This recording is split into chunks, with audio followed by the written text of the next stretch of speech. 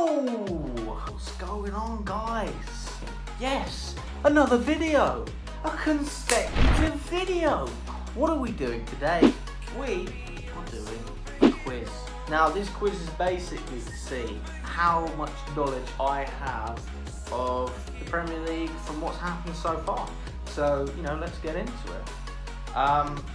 Obviously this is a relatively new sort of thing for this kind of channel. Obviously I prefer to do vlogs, but I'm kind of unable to do so it does make things a little bit difficult in that sense.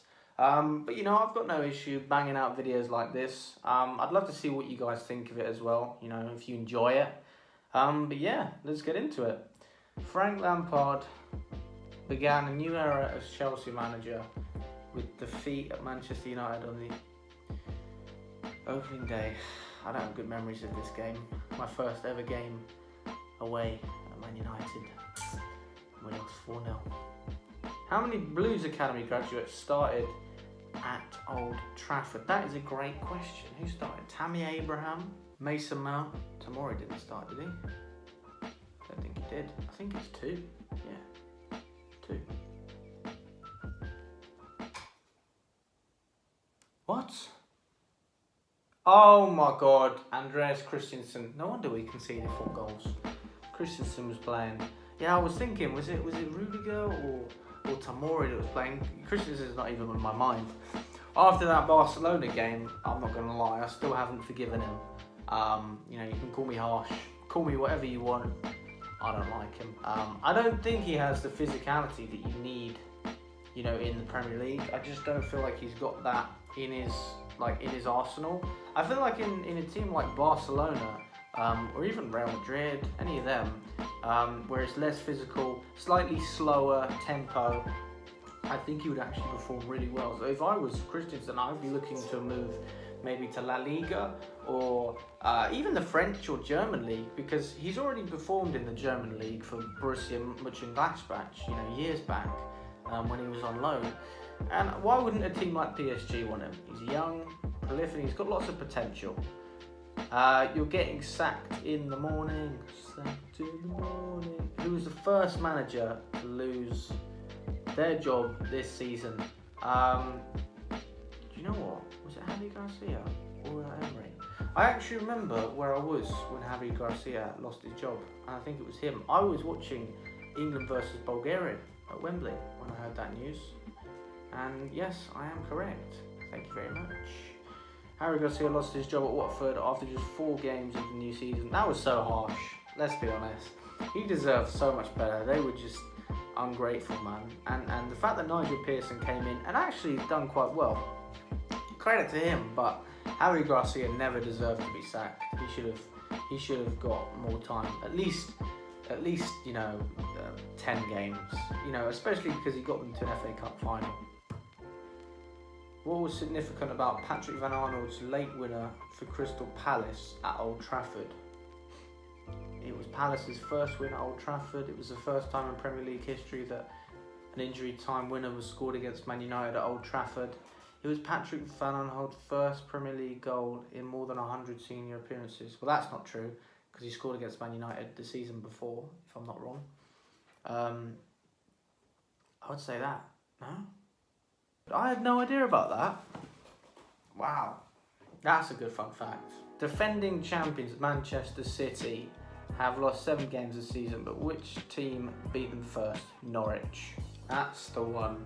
As surprising as you would have thought it would have been, Norwich, yeah. In fact, I think they only had about 3 or 4 shots in the game and they scored. So, it was just really clinical from Norwich. But yeah, you definitely wouldn't expect Man City to lose another one of those games. I think they just had the bad spell and they sort of went downhill a little bit after that.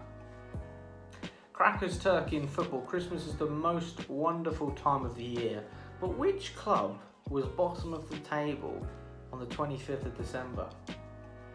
I think it would have been Watford. Yes. Now, obviously, I think this was... Yeah, so Javi Garcia had been sacked by this point. Nigel Pearson was still in charge, but he was still struggling sort of get them to up the tempo, you know, provide that finishing quality and get clean sheets. But obviously they beat Liverpool 3-0 just before sort of the coronavirus issue. So, you know, he's really picked up the pace.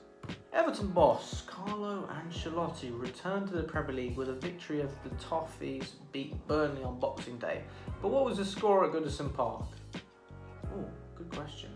Very good question. I would say 1-0. Yes. Do you know what it is? The reason I said 1-0 because I never watched the game. I don't really have any memory of the game that much. But Everton just doesn't seem like that kind of team that would go out and. I don't think they would have got a clean sheet if they had scored more than one, because they would have been. Yeah, it just didn't seem right to me. 1-0 seems like a solid. You know, I mean, they got a clean sheet. They got the 3 points. That was all they were going to look for in that game, especially Carlo. He just wanted the win. But obviously, after that, you want to try and build a little bit of momentum. Watford ended Liverpool's hopes of setting a new Premier League record for the number of consecutive victories. But how many games have the Reds won before defeat at Vicarage Road? Good question. I think, if I'm not wrong, it was 21 or 18? Ah. Yeah, I remember that game though. I mean, we don't really have to go into more detail. That was a beautiful day. I think any football fan that wasn't a Liverpool fan was a very happy man. Or woman. Here we go. Leicester cruised past Aston Villa in the final game before the league was suspended. But who scored the last goal at the King Power? I actually watched the highlights of this on Sky. It was Harvey Barnes in a 4-0 thrashing.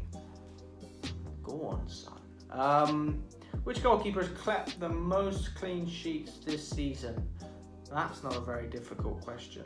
Oh, or is it? It's either Dean Henderson. No, it's not Alisson, is it? That's a trick question. It's between Dean Henderson and Nick Pope. And I'm going to go with Dean Henderson. Oh! You put 12. One more than both of the others. I wouldn't have thought Alisson would have got 12 because he was obviously injured quite a lot of the time. And Adrian was taking over. But yeah, that doesn't surprise me, Nick Pope. But I would have thought that 12 clean sheets is quite a lot. But credit to Burnley and Nick Pope. Taking one for the team. Which player has picked up the most yellow cards in 2019-20? I reckon it's. Oh, Jorginho's got quite a few, but I don't think he's got the most. I would say Lewis Dunk. 12. Wow. I remember when we played against Arsenal actually, and Jorginho pulled someone's hair. I think it was Guendouzi's hair. In fairness, he deserved more than 12 yellow cards. But they were all tactical fouls. So you as a Chelsea fan, I can't really complain. He's done a good job this season. He's very, very creative as well. What? 5 out of 10? What is this? What is that? That is rubbish. Can I not see my score? Oh, obviously I'm looking at my score. What am I about? Well, I thought I had a little bit more knowledge than that, to be honest with you. I would have thought at least a 7 or an 8. But yeah, obviously I don't remember as much as I thought I would. 50%, 5 out of 10.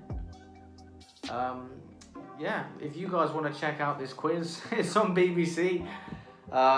You can if you want to. Hopefully you'll do better than I will, than I've done, because that was rubbish. But yeah, I hope you enjoyed the video, guys. Like and subscribe. Peace.